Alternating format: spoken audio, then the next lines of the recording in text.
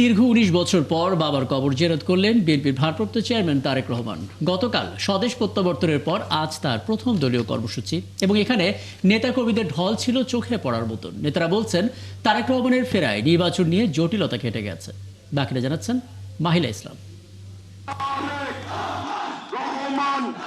২৫ December ঐতিহাসিক স্বদেশ প্রত্যাবর্তনের পর বিএনপি ভারপ্রাপ্ত চেয়ারম্যান তারেক রহমানের প্রথম কর্মসূচি বিএনপি প্রতিষ্ঠাতা সাবেক প্রেসিডেন্ট জিয়াউর রহমানের সমাধিতে শ্রদ্ধা জানানো।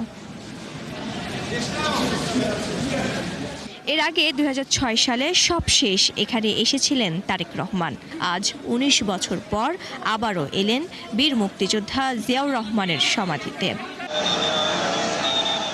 এ সময় পুরো রাস্তায় ছিল নিরাপত্তার কড়াকড়ি। তবুও গাড়িবহর যখনই বিজয় সরণিতে প্রবেশ করে তখনই নেতাকর্মীদের আর ধরে রাখতে পারেনি আইনশৃঙ্খলা বাহিনী।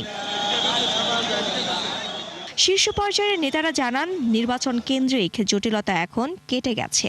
যেই সংকট, যে ষড়যন্ত্রের কথা তোমরা বলছো, আমি জানি না কোন ষড়যন্ত্র, আমার জানা নাই ষড়যন্ত্রের কথা। তবে যদি থেকে থাকে কোনো কিছু, আমাদের অ্যাক্টিং চেয়ারম্যান তারেক রহমানের প্রত্যাবর্তনে সমস্ত কিছু কেটে যাবে, ধোঁয়াশা কেটে যাবে। কালকে যে বক্তব্য দিয়েছেন সেটা আপনারা দেখেছেন যে তিনি কিভাবে জাতিকে ঐক্যবদ্ধ থাকার কথা বলেছেন। তো আমরা আশা করছি ইনশাআল্লাহ আমরা সকলে মিলে দেখতে পাবো একটি নতুন বাংলাদেশ। উচ্ছ্বসিত নেতাকর্মীরা আরও বলেন তারেক রহমানের পরিকল্পনা সফল করতে সাহায্য করবেন তারা। ওনার প্রথম যে ঐতিহাসিক ভাষণ দিলেন সেই ভাষণের মধ্যে এবং ৩১ দফা এই কার্যক্রমগুলোর মধ্যে দিয়ে একটা নতুন বাংলাদেশ গড়ে উঠবে।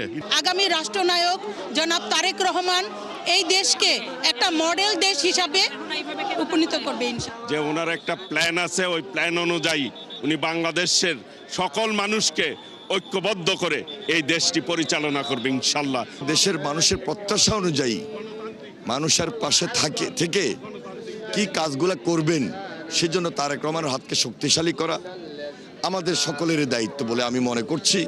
সবার আগে বাংলাদেশ লেখা আর লাল সবুজ মোড়ানো সেই বাসটিতে চেপে আজও তারেক রহমান হাজির হন রাজপথে। মাহিলা ইসলাম, ৭১, ঢাকা।